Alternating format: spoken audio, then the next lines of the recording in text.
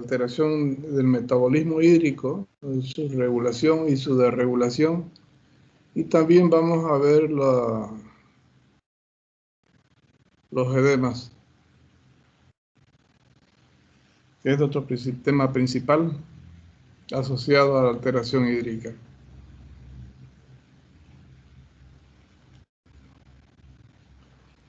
Bien, ustedes vamos a hacer un recuerdo del agua. ¿Quién lo regula? Para después entrar a alteraciones del edema propiamente dicho. El agua es un líquido que nosotros tenemos en el organismo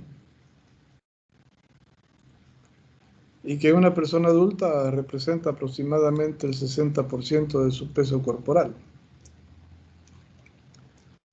El 45% está en las células o es intracelular y el 15% está entre el espacio intersticial y el torrente vascular.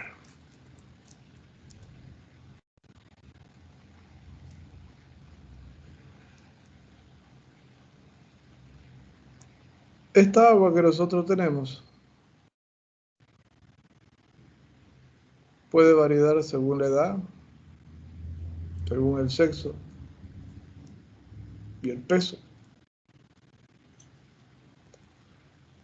Los niños tienen mayor volumen de agua, sobre todo los recién nacidos.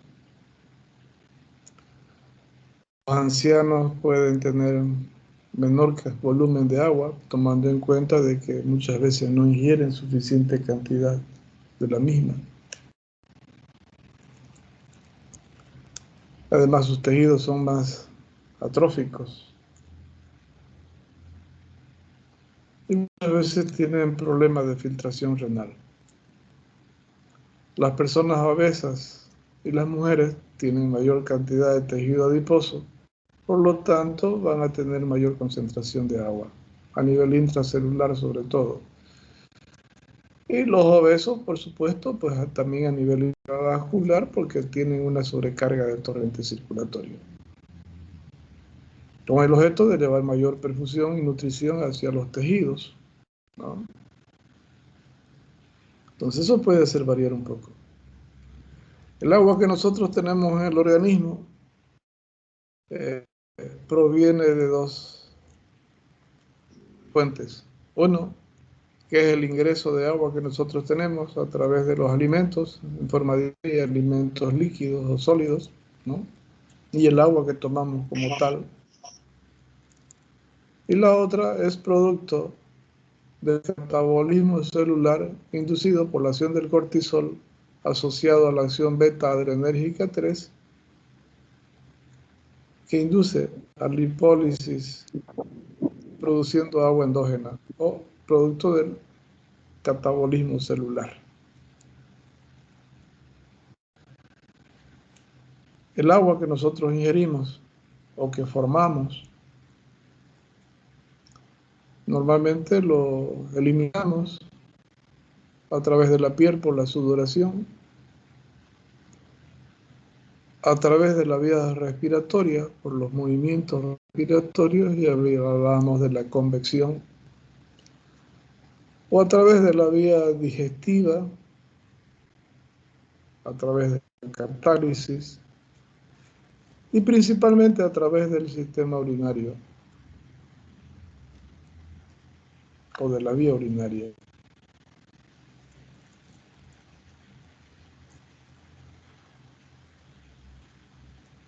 Nosotros ingerimos aproximadamente, entre lo que ingerimos y lo que producimos, son alrededor de 2.500 ml al día, de las cuales la mayor parte se elimina por vía renal, que es la principal vía de eliminación, siendo la cantidad de agua mínima que nosotros podemos eliminar entre 350 y 500 ml a través de la orina formada, concentrada.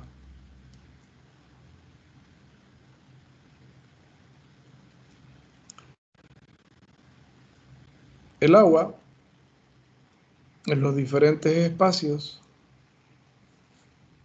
está determinada por la concentración del sodio, que es el que da la osmolaridad a los diferentes espacios.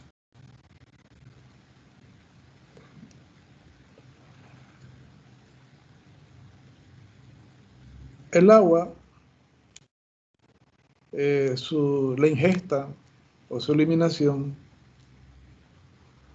puede estar asociada a la hormona natriurética, que es una hormona, o la hormona antidiurética, que son hormonas que se producen en los núcleos supraóptico y paraventricular, en el núcleo dorsomedial del tálamo.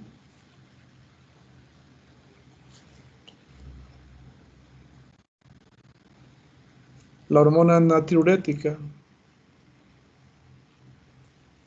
facilita la eliminación del sodio, impidiendo su reabsorción, que también se llama péptido atrial, y que está en relación al volumen de eyección ventricular. Mientras mayor volumen de eyección, mayor cantidad de hormona natriurética que inhibe la acción de la aldosterona y facilita la eliminación del sodio. Y a través de la eliminación del sodio arrastra agua.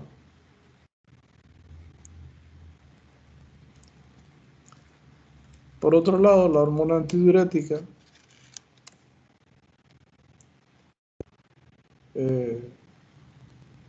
se libera como producto de un aumento en la osmolaridad de los tejidos, sobre todo a nivel intravascular, o del osmómetro central, que es el núcleo supraóptico y paraventricular, o la osmolaridad celular.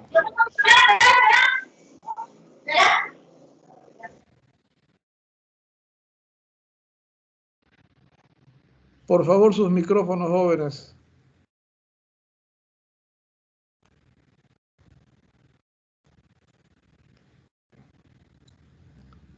La hormona antidiurética actúa a nivel de los túbulos distales colectores de riñón. Ahí existen los receptores que activan la proteína G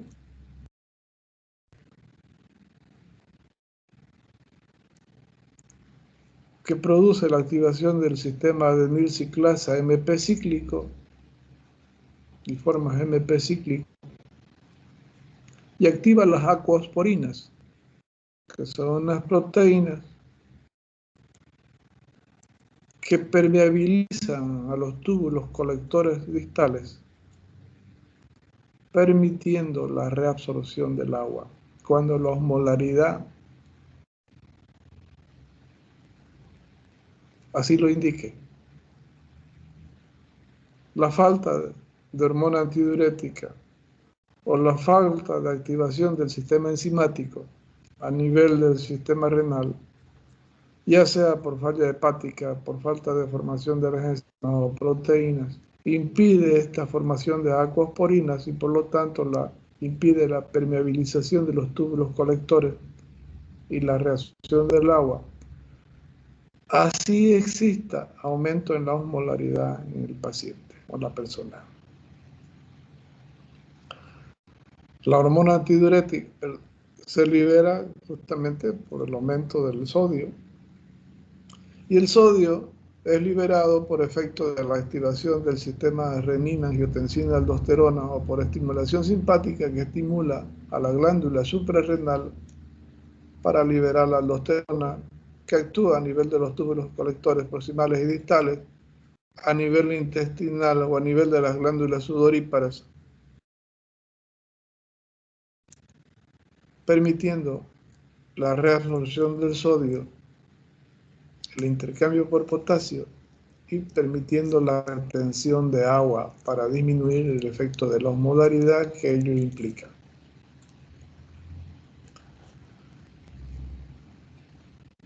El agua y los diferentes electrolitos ingresan a la célula por simple difusión en el caso del agua,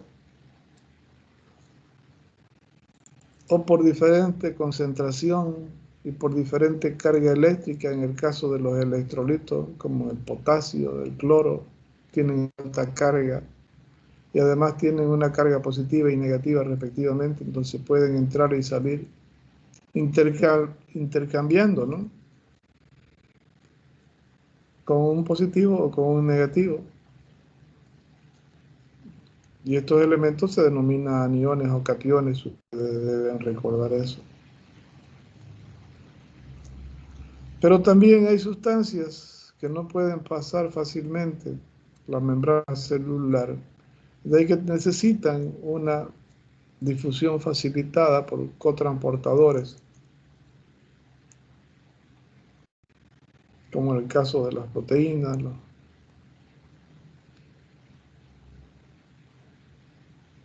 o sustancias de peso molecular grande.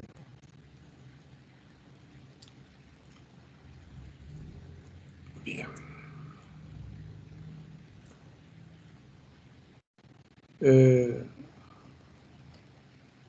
El agua, la cantidad de agua que existe en el torrente vascular determina la presión hidrostática intravascular, asociado a la fuerza de eyección ventricular. Las proteínas del plasma determinan la presión coloidosmótica o presión oncótica del plasma.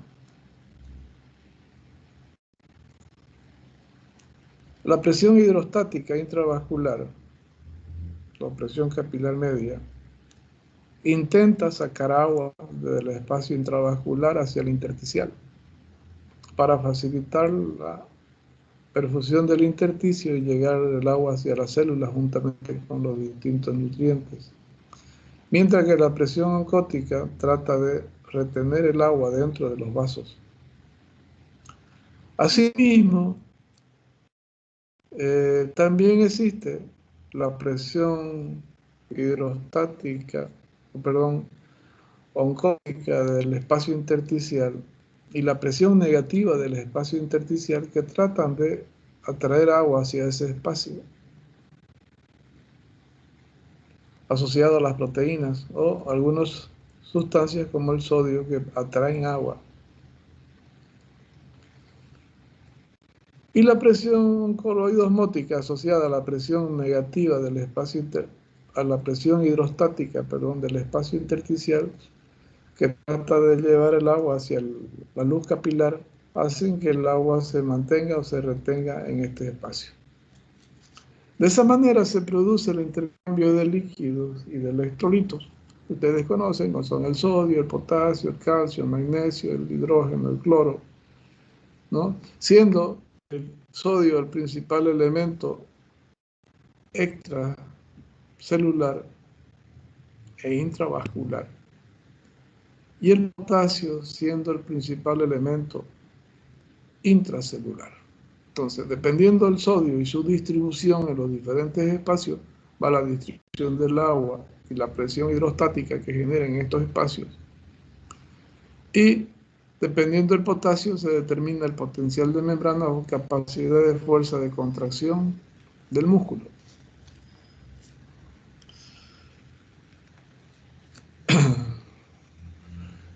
Cuando existe exagerada cantidad de hormona antidiurética y que induce a una exagerada retención de agua, asociado a un aumento en el catabolismo celular, nosotros decimos que se genera una hiperhidratación pura primaria, porque lo que se retiene es agua, ya sea el producto de la acción de la hormona antidiurética que reabsorbe agua a nivel tubular o el generado por el catabolismo celular.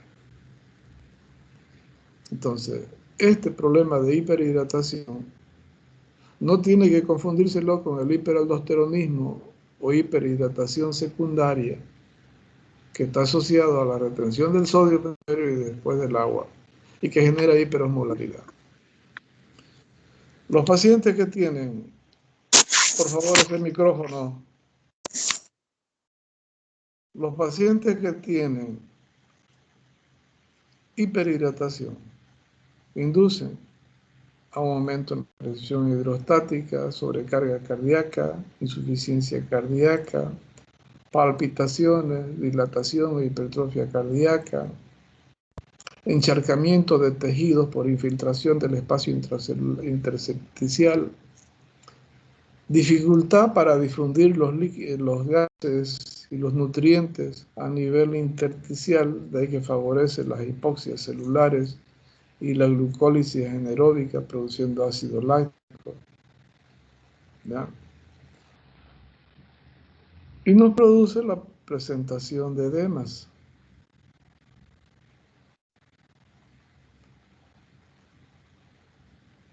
Ahora bien, hay situaciones en que la hormona antidiurética no se produce, no se forma, no se libera, no actúa, ya sea por una falla de los núcleos supraópticos y paraventriculares, o por una falla en la hipófisis, o de los receptores que inducen a su estímulo de su liberación y formación, o por una falla en su acción a nivel tubular.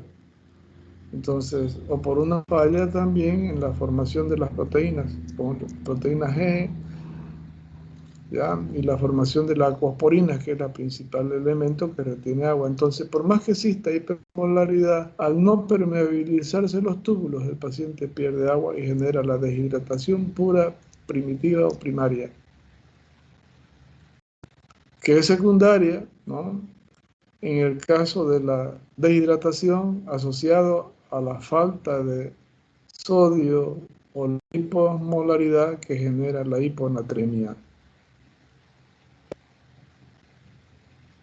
¿Está clara esta parte?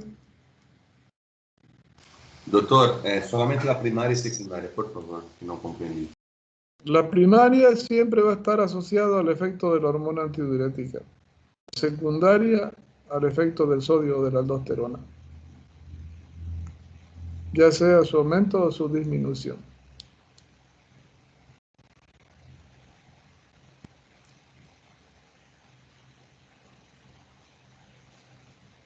¿Sí?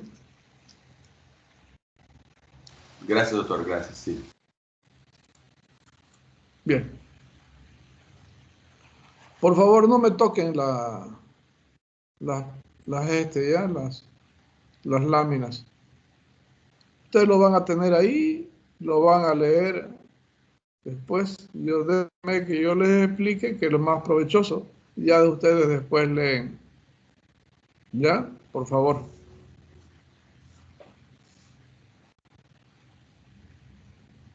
Bien. Entonces, de aquí que tenemos las alteraciones del agua y de los diferentes electrolitos, entonces, que hacen el equilibrio hídrico y el equilibrio electrolítico, que el equilibrio electrolítico será un tema para la próxima semana, tomando en cuenta que no va a haber examen la próxima semana y que va a ser el día 27 de este mes. Cuando hablamos de edemas, nos vamos a referir a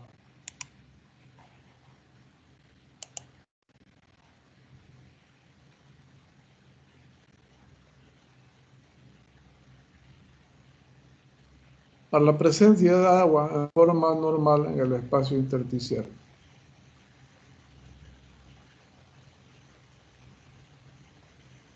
Y que produce su acúmulo, y que produce que esta capacidad, que este espacio que es virtual se convierta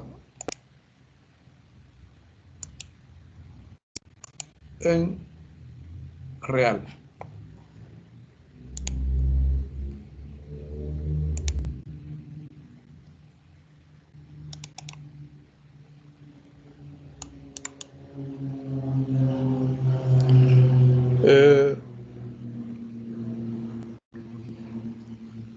Los edemas están asociados a estas alteraciones del agua, asociados al sodio, que pueden ser hipernatremias o hiponatremias, pero también están asociados a otros elementos.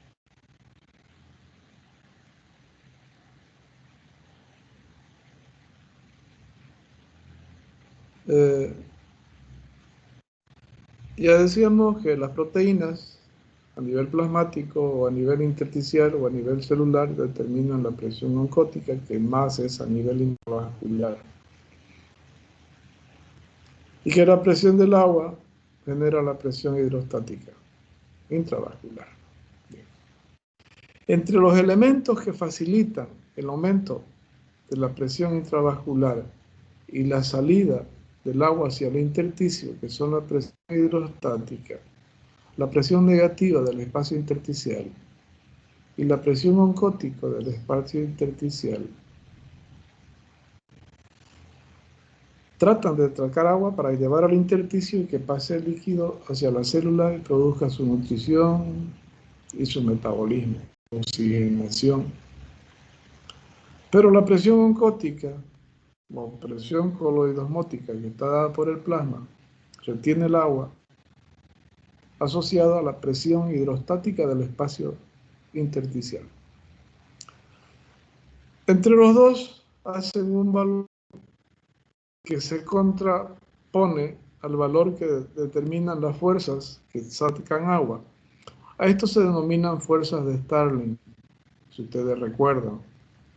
Y las fuerzas de Starling determinan un puntaje de 28.5 milímetros de mercurio para que sacan agua y 28 milímetros para la que retienen agua, haciendo una diferencia de 0,5 milímetros de mercurio,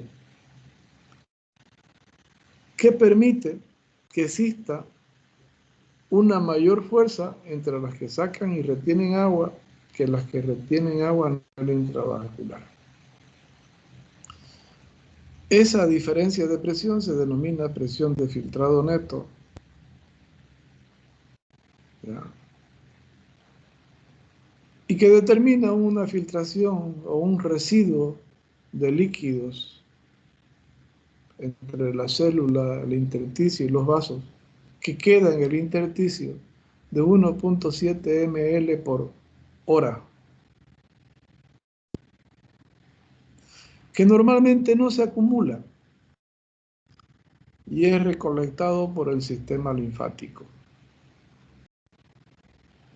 De esa manera, el espacio intersticial simplemente es un espacio de tránsito y no se acumulan líquidos. Pero cuando por alguna razón aumenta en forma exagerada la presión hidrostática, por ejemplo, una exagerada retención de agua, una producción exagerada de hormona antidiurética, una producción exagerada de líquido por efecto de catálisis celular, ¿ya? O existe fuga de proteínas hacia el intersticio y genera aumento en la presión oncótica intersticial. Entonces, asociado a la presión negativa de este espacio, atraen agua, que muchas veces puede ser mayor la cantidad que la que genera la retención de agua dentro de los vasos. O puede ser que la presión oncótica disminuye a nivel intravascular, entonces no hay que contrarreste a la presión hidrostática, entonces sale o se queda mayor cantidad de líquido, sino hay capacidad también de la presión hidrostática para desplazar el líquido hacia el intersticio, asociado a fibrosis vascular, a heridas y otros elementos que se pudieran formar. Entonces queda una cantidad de líquido que se va acumulando en forma paulatina. Y ese efecto no produce que ese efecto o que ese espacio que es virtual se convierta en espacio real y que nos produzca la formación de edemas. Los edemas pueden ser localizados si están en un determinado punto, Pueden ser regionalizados si está en una determinada región del organismo o abarca una determinada extensión. O pueden ser generalizados, que también se llaman anasarcas, cuando están tomando todo el organismo. ¿Ya?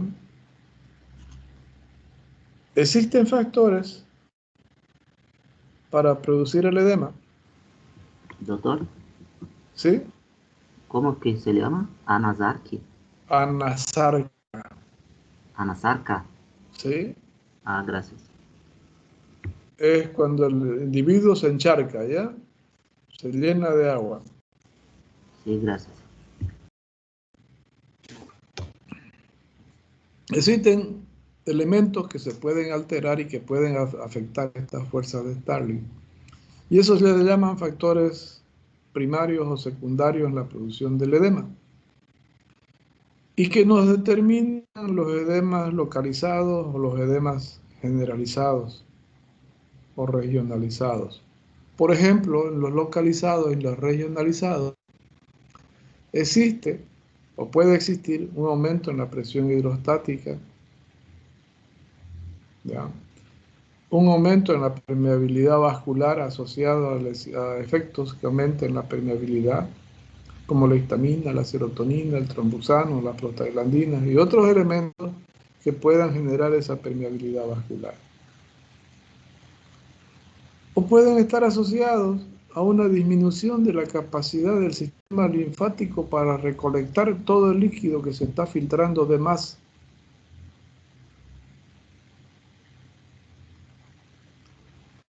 En este sentido, puede influir la presión venosa, que muchas veces puede estar aumentada como producto de la retención de líquido debido a un exceso de reabsorción por el riñón, o como producto de una insuficiencia cardíaca derecha que genera hipertensión venosa periférica.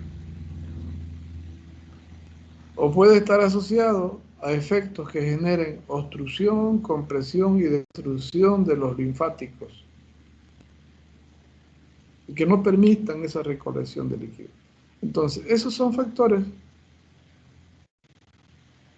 primarios que intervienen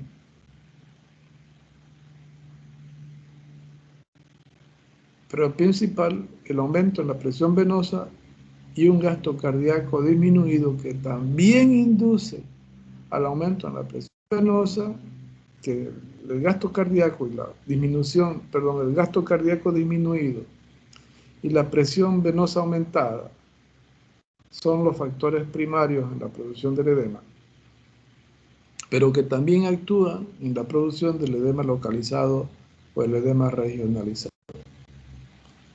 Mientras que el edema generalizado siempre va a estar asociado al aumento de la retención de sodio y de agua, pero es secundario. ¿A qué? A un aumento de la producción de hormona antidiurética, a un aumento de ¿qué? De la catálisis celular que producen agua endógena o retienen agua a nivel tubular.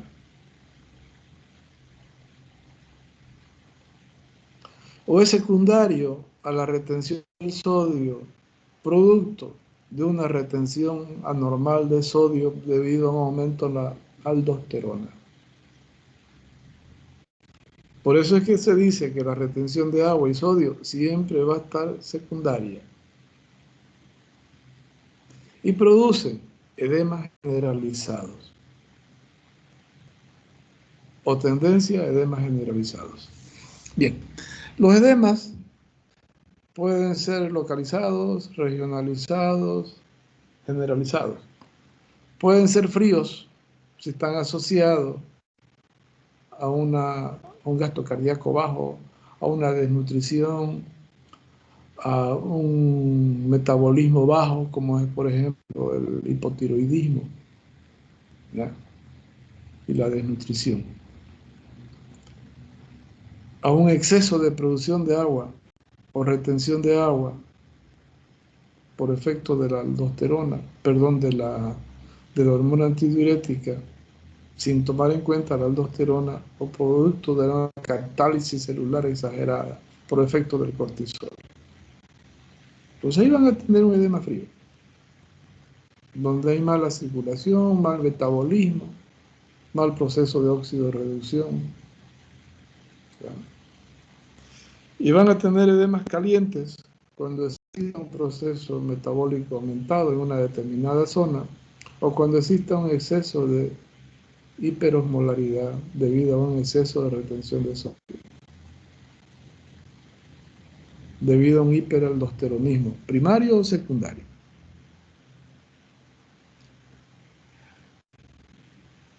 Entonces van a tener un edema caliente. El proceso inflamatorio, por ejemplo, genera aumento del proceso de combustión local, vasodilatación, que también es un factor que determina la producción de edemas locales. ¿Ya? Puede ser unilateral, está asociado a obstrucción venosa de las popliteas, de la femoral, del paquete del soleo, de la ilíaca, una compresión pélvica, por el embarazo o por tumores pélvicos,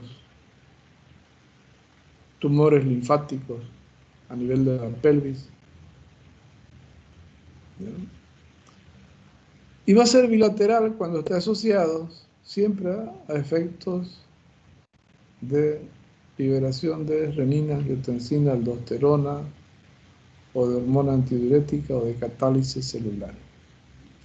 Son edemas que empiezan siempre por la parte distal y que van ascendiendo paulatinamente, ya sea producto de las alteraciones renales, hepáticas, cardíacas, respiratorias, metabólicas, endócrinas, pero son bilaterales. Y pueden ser duros o pueden ser fríos, pueden ser calientes, pueden ser blandos. Son blandos cuando solamente hay agua y no hay osmolaridad en el espacio. Entonces son depresibles. Y cuando son depresibles, cuando ustedes comprimen una superficie, deja una marca que se llama fovea o godet, que ustedes marcan como godet positivo en semiología.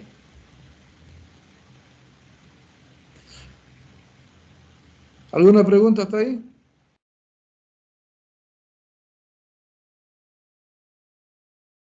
No, doctor, está tranquilo. Okay. Sigamos entonces. Los edemas pueden ser de distintos tipos, como por ejemplo tenemos el edema cardíaco asociado a edema periférico, o tenemos el edema pulmonar asociado a edema cardíaco. También tenemos edema pulmonar asociado no a problemas cardíacos o asociados a fuerzas de Starling, como quieran llamarle. Tenemos el edema asociado a problema renal, tenemos el edema asociado a problema hepático, tenemos el edema asociado a proceso inflamatorio, tenemos el edema asociado a hipertensión portal o insuficiencia cardíaca derecha, que es un edema de tipo periférico. ¿Ya? Entonces tenemos varios tipos de edema. Tenemos el edema de la desnutrición.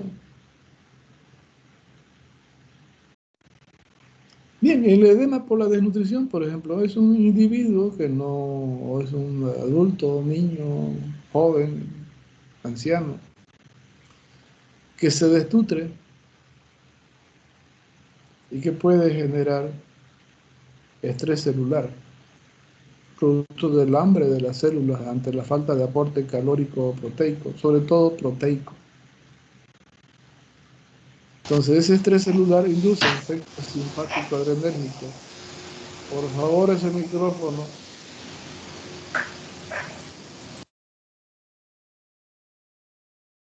Ese induce efectos simpático adrenérgicos y estimula a que la suprarrenal libere cortisol e induce a catabolismo celular o lipólisis y proteólisis, con el objeto de tratar de sacar energía desde la célula para que pueda ser utilizado por los órganos nobles. Ese efecto genera gran producción de agua y también induce atrofia muscular y fibrosis, generando producción de ácido láctico y generando liberación de interleucinas asociado a la hipoxia, con producción de prostaglandinas, interleucinas y otros elementos.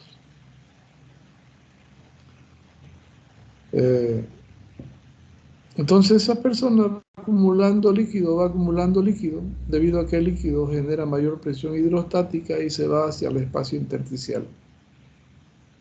Y al irse hacia el espacio intersticial, deja el espacio intravascular sin líquido, tomando en cuenta de que la presión hidrostática es mayor porque no hay que retenga proteínas en las paredes vasculares.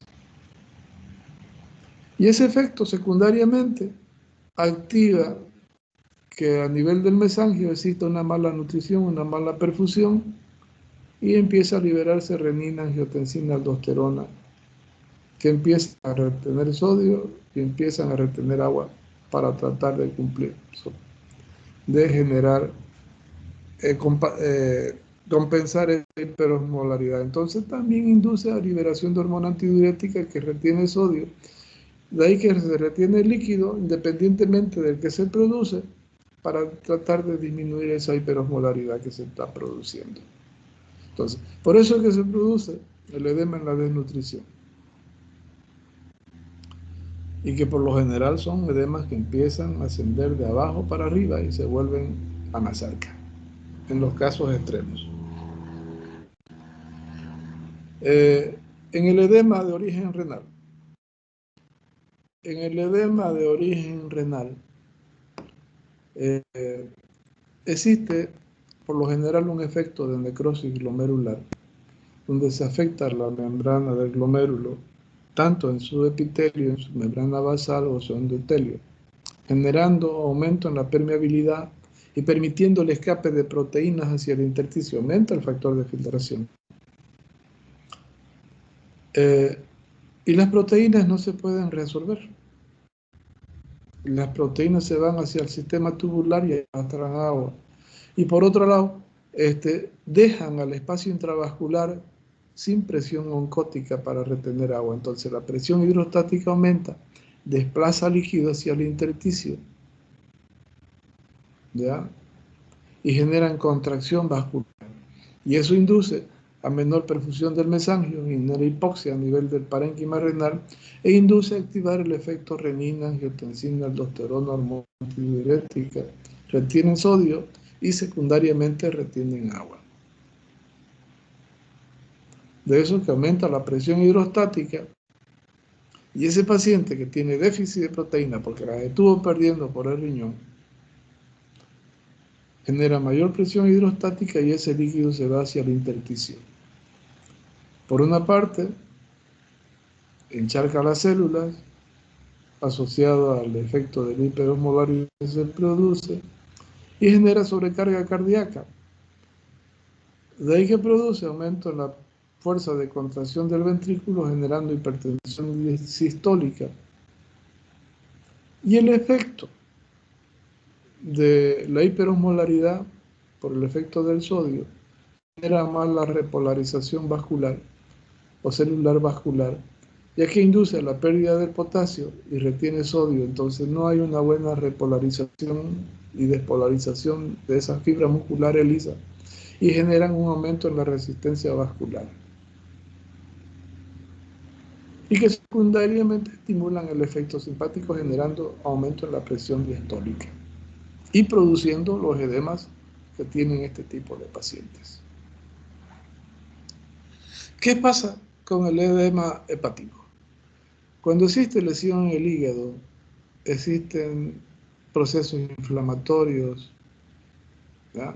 Como veíamos el otro día en el paciente con paludismo, donde hay una necrosis hepatocelular, hay hipertrofia de las células de Kupffer, hay obstrucción del sistema linfático ganglionar que genera irregularidad y aumento del tamaño del hígado, o hay compresión de los vasos sanguíneos, venosos, arteriales y linfáticos, donde tenemos una reacción inflamatoria que retiene el líquido dentro del hígado, que genera aumento en la presión venosa portal. Y es un hígado que debido a su lesión deja de metabolizar, deja de sintetizar proteínas y facilita la hipoproteinemia. Asociado a que existe un problema que genera un aumento en la permeabilidad vascular por acción de las prostaglandinas, interleucinas o los otros factores que generan permeabilidad vascular y que permiten que la presión hidrostática, producto de la presión venosa que se produce, el líquido se extravase hacia el intersticio, que sobrepasa la capacidad del sistema linfático que está disminuido por el efecto de la obstrucción que sufren los conductos linfáticos y los nódulos linfáticos. No pueden recolectar líquido y llevar hacia el corazón. Entonces retiene líquido en el hígado, genera aumento en la presión portal y ese líquido se va e inunda el parénquima y se extravasa hacia la cápsula de Gleason. De ahí que el hígado aumenta de tamaño,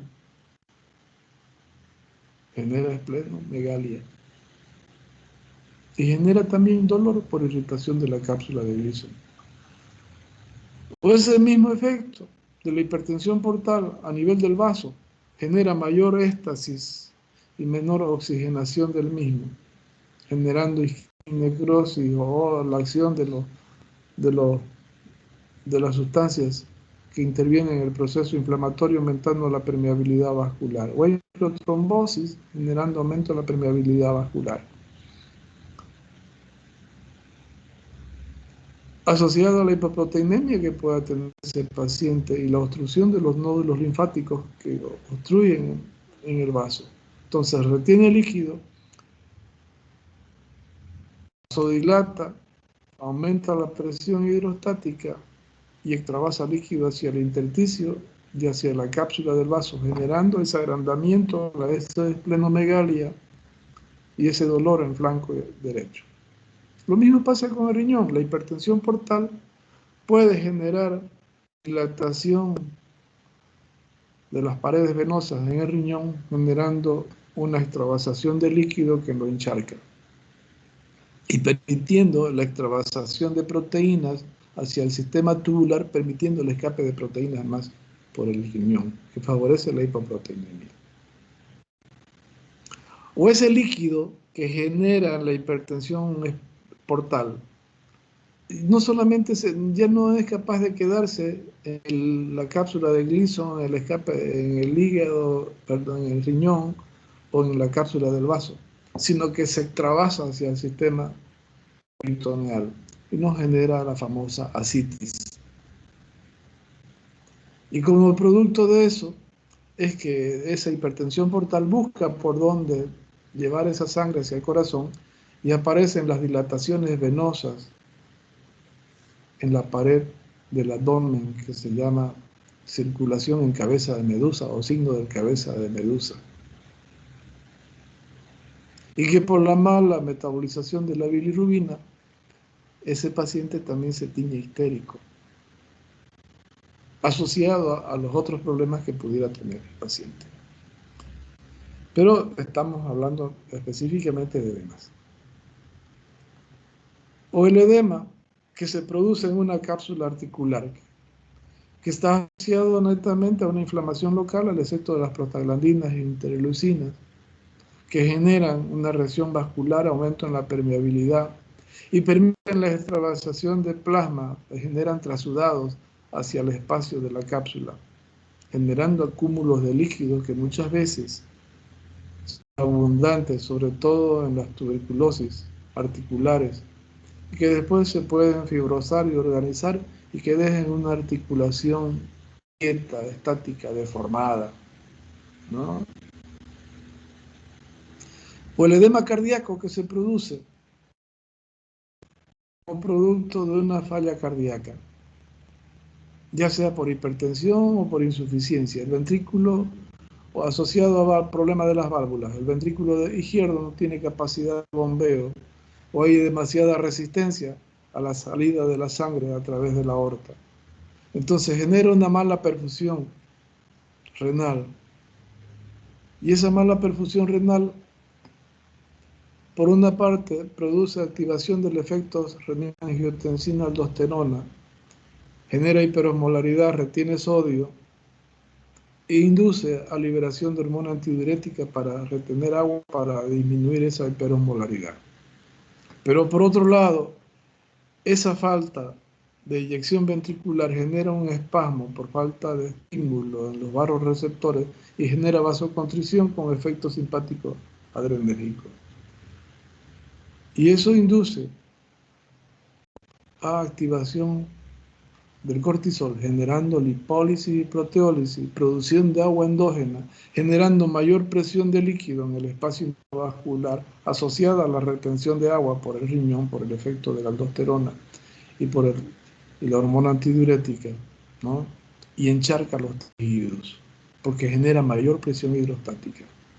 Indistintamente que un paciente con insuficiencia hepática o renal o cardíaca inducen a una hipoproteinemia, y que también facilita la menor presión oncótica, que facilita la extravasación de líquido. Pero principalmente es el efecto de la reacción vascular asociado al efecto renina-angiotensina-aldosterona. Y secundariamente, la acción del cortisol para producir agua endógena y la desnutrición que se produce secundario a ese efecto. Secundario a la mala perfusión gastrointestinal y la producción de enzimas o la reabsorción de nutrientes. Eso es cuando es insuficiencia del lado cardíaco izquierdo.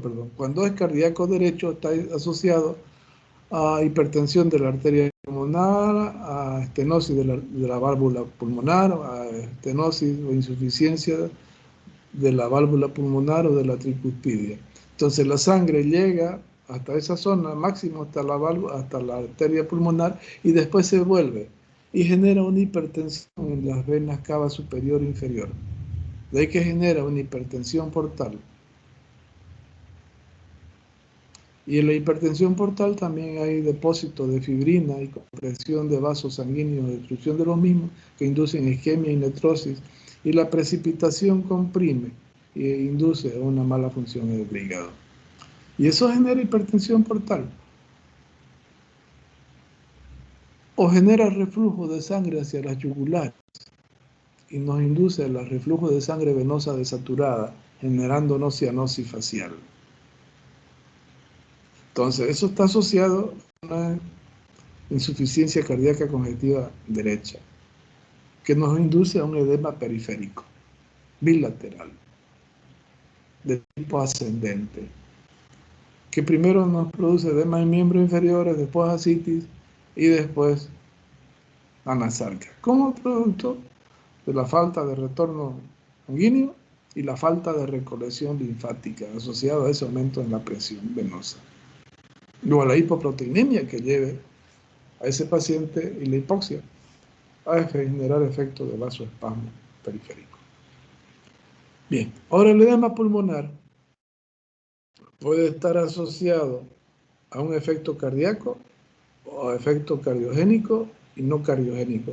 De ahí que se dice que puede estar asociado a afectación de las fuerzas de Starling o no asociado a las fuerzas de Starling. Cuando está asociado a las fuerzas de Starling, significa que puede existir mayor presión venosa pulmonar, que son las venas que llevan sangre desde el pulmón hacia el corazón izquierdo, hacia la aurícula izquierda, ¿no? O que existe reflujo de sangre desde el ventrículo, aurícula izquierda hacia las venas pulmonares, generando mayor presión hidrostática, que sobrepasa la presión oncótica que tienen estas paredes vasculares venosas. Entonces hay extravasación de líquido. O que existe una inflamación que aumenta la permeabilidad de estas paredes venosas y se extravasa líquido, asociado a una vasodilatación compensadora cuando existe un problema inflamatorio pulmonar. O que existe una incapacidad del sistema linfático por compresión, por obstrucción, por destrucción de estos linfáticos a nivel del tórax o por destrucción del conducto torácico, sobre todo por filarias, por tumores, por traumas. Que puede existir un aumento en la permeabilidad de las paredes venosas asociado a inflamación en la pleura, que produce derrame pleural, asociado al efecto de la histamina, de la calicreína, de la serotonina, de las prostaglandinas. Entonces, estamos hablando de presiones. Presión hidrostática, presión venosa, disminución de presión oncótica. Y que generan un aumento en la permeabilidad vascular por una vasodilatación.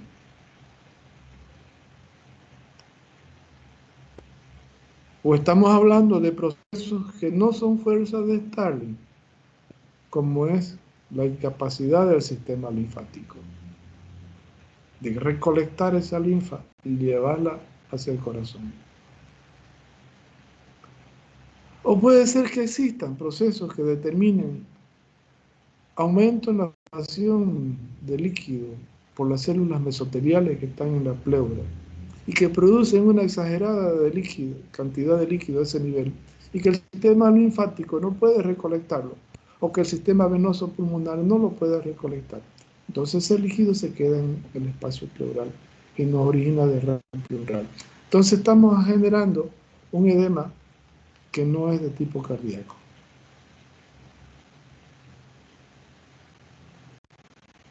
O los traumas generan descamación de los mastocitos y producen liberación de histamina, serotonina y tromboxano. Pero no es un problema cardíaco.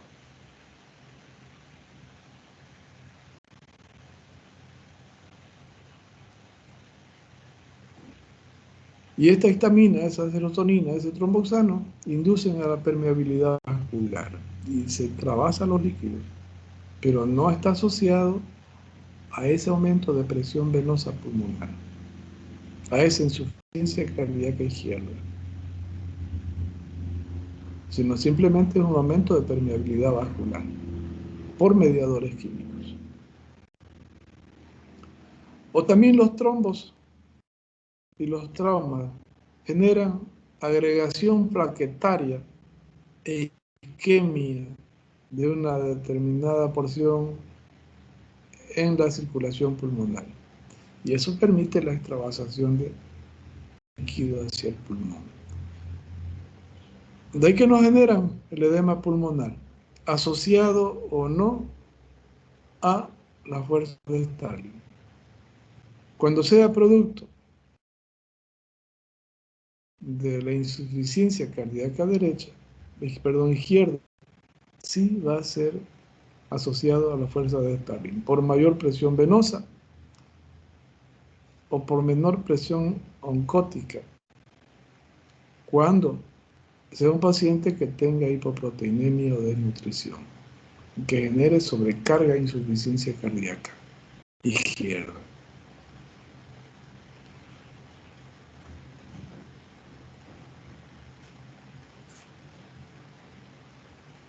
Preguntas, jóvenes. Doctor, una consulta sobre los edemas. ¿Podría hablar un poco de la fisiopatología de los edemas que surgen en los viajeros que están viajando por 3 días en la flota y queda edema en los tobillos? ¿Qué es lo que pasa ahí?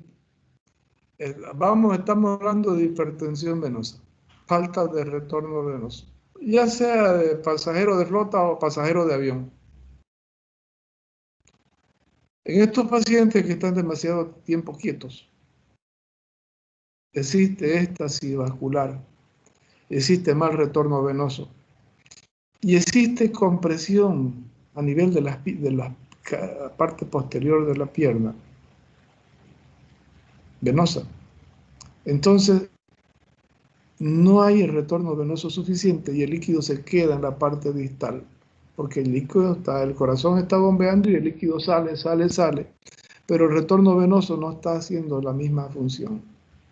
Entonces, cuando usted termina un viaje largo, todo de 4, 5, 6 horas o 24, 48 horas que vaya a viajar, ya sea por tierra o por avión, inclusive de estar sentado toda una tarde pasando clases, a ustedes se les va a edematizar las piernas. Porque esto induce a una insuficiencia venosa.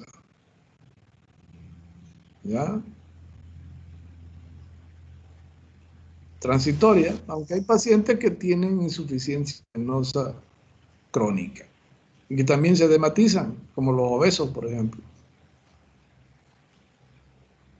por la sobrecarga de líquido que tienen. ¿Ya? ¿Le aclaré la duda, Tales? Sí, doctor. Yo tengo otra duda sobre las otras causas del edema pulmonar que no sea cardíaco. Puede ser por un trauma.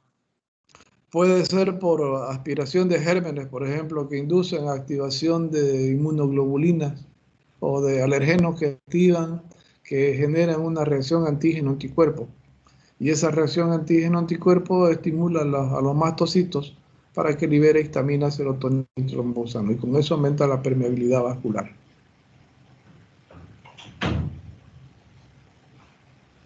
Generando la extravasación de líquido hacia la intersticio.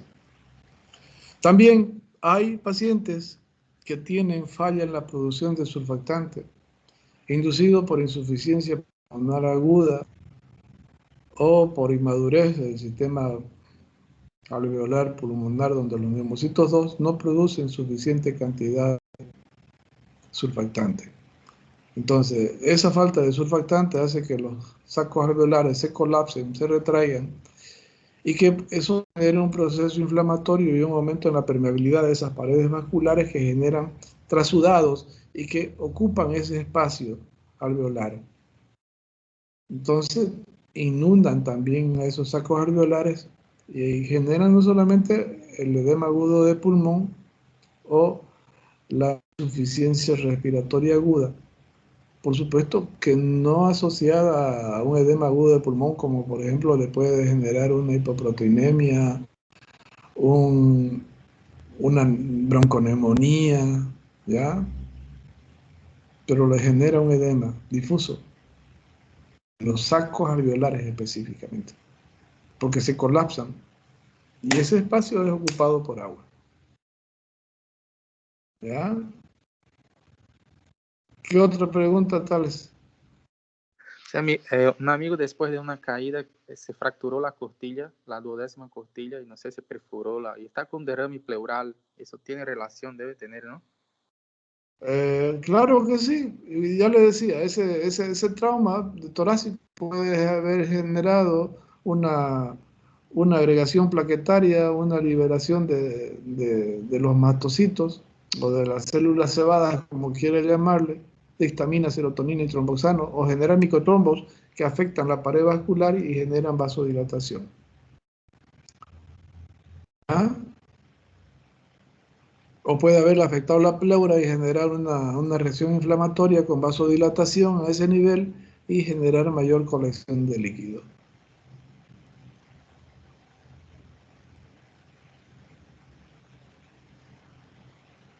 Perfecto, ¿Sí? doctor. Ok. ¿Qué otra pregunta, jóvenes?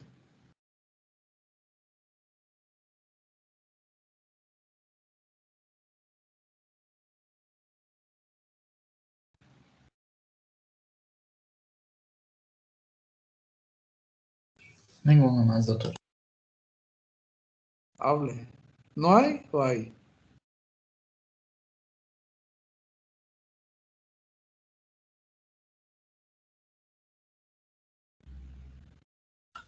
Hasta el momento. Doutor, eu tenho uma.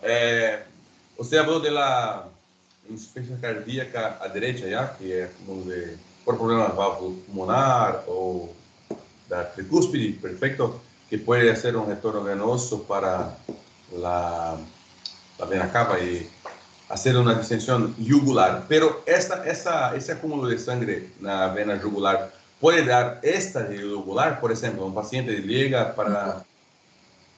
Perdón. Si se va hacia la cava yugular, solamente le va a generar la danza yugular o el reflujo. Entonces usted va a ver que la arteria se dilata y le genera la congestión de sangre venosa. Cianosis va a generar. Lo importante es lo que genera sobre la cava inferior, que es la hipertensión portal. Ah, ya, perfecto. Pero eso no significa que la afectación de la cava superior también no sea importante, ¿ya? Porque también genera signos o síntomas.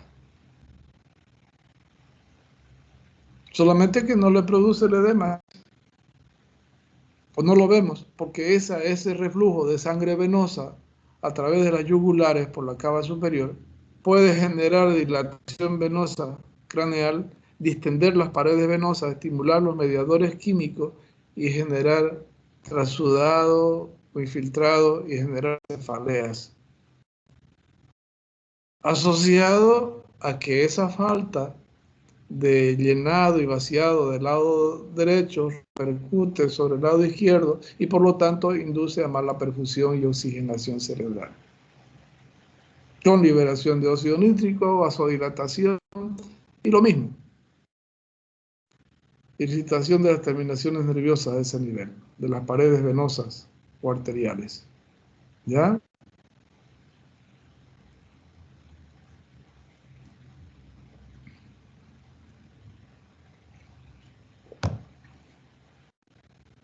Pero las manifestaciones principales son a nivel periférica.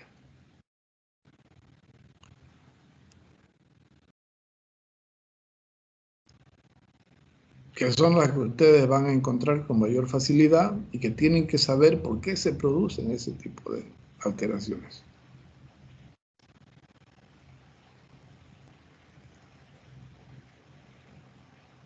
Entonces, cuando se desplaza el líquido, en cualquiera de los tipos de edema, genera el aumento en la presión hidrostática y genera la extravasación de ese líquido hacia el intersticio.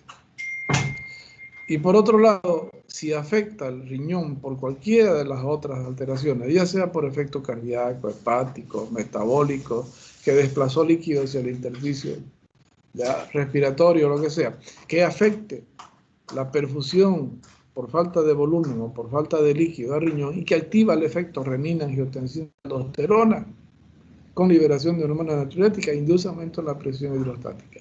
Y todo proceso que determine falla de producción de proteínas induce a mayor presión hidrostática de forma relativa por disminución de la presión oncótica, entonces desplaza líquido hacia el intersticio.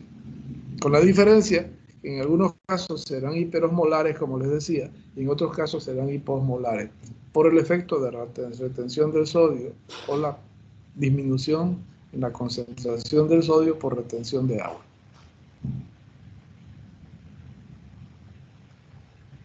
Preguntas, Doctor, jóvenes. una pregunta.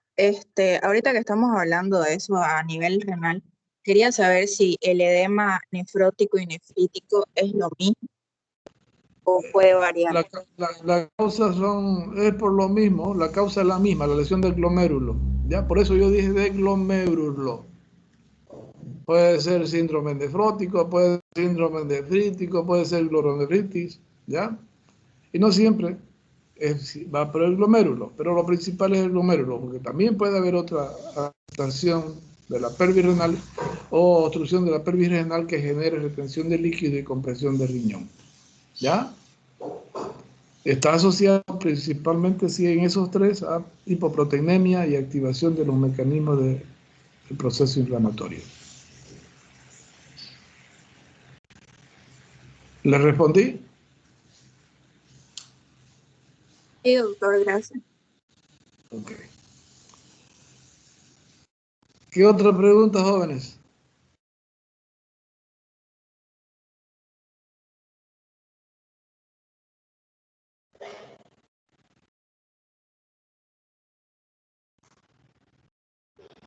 ¿Ninguna?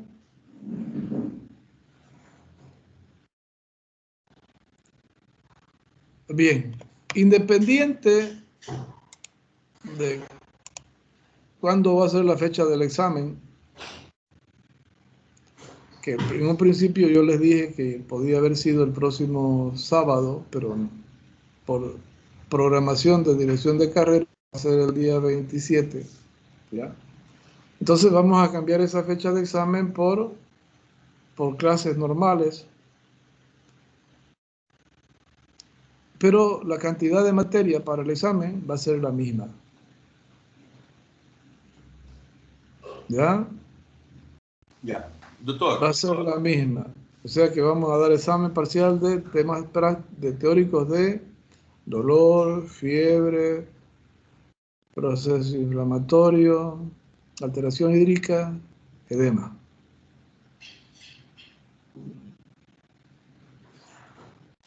¿Ya? Más el tema de apendicitis, más el tema de malaria, más el tema de absceso, más el tema de desnutrición que vamos a ver. Hasta ahí van a dar examen.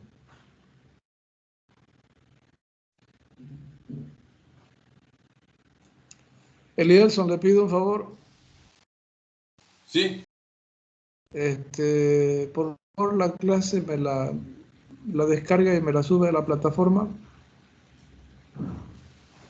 Claro, doctor. Ahorita voy a mandar para... Ahora o más tarde. La disposición de edema, ¿se habla? Sí, la clase de hoy día. Sí, está en la plataforma, vou subir. Gracias, doutor. É só uma dúvida, doutor. No Dígame. caso do paciente, por exemplo, que hace edema de rodilha, aquele edema que os médicos hacen uma punção em pronto-socorro, que sai aquele líquido, como que ocorre? Pode ser por infecção, como pode ser por trauma? Pero la fisiología, ¿cómo puede ser por trauma, puede ser por infección, ¿no? Cuando hay un trauma, muchas veces hay una reacción inflamatoria, puede ser con o sin ruptura de la cápsula articular, entonces se lesionan las paredes vasculares asociadas al trauma, o el mismo trauma predispone a la liberación de mediadores como prostaglandinas, interleucinas, ¿ya? Entonces, ahí facilita a los trasudados, o hay una hiperacción de las células mesoteliales en esas carillas articulares. Entonces induce hiperproducción de líquido. Por eso es que los pacientes con artritis o con artrosis se llenan de líquido, porque existe una hiperproducción de líquido. Y ya sea por el efecto de las prostaglandinas, interleucinas o el roce de esas superficies articulares o por la distensión de las paredes, entonces también hay dolor y hay vasodilatación, por eso es que hay calor, por eso es que muchas veces están las articulaciones rojas, calientes, o hay extravasación de sangre, de ahí que también genera el mismo efecto. Dice el cambio de pH también estimula las terminaciones nerviosas y provoca dolor. Gracias, doctor. Perfecto. No tiene por qué. ¿Alguna otra pregunta, jóvenes?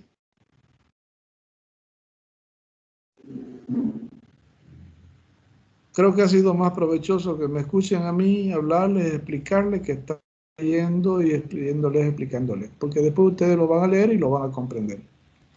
Puede ser que existan unas palabras mal escritas, o sobre todo mal escritas, ¿no? Porque mi secretario a veces se dispara y no tengo tiempo de revisar. Pero toda la explicación, escúchenla, para que ustedes escuchen y vayan leyendo y puedan generar una mejor asimilación. Se vayan imaginando el mecanismo de producción de esos efectos. ¿Ya?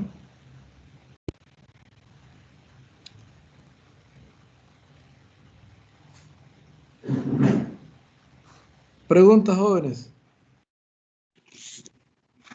Doctor, una pregunta. ¿Usted ha pedido texto, alguna cosa para leer o no?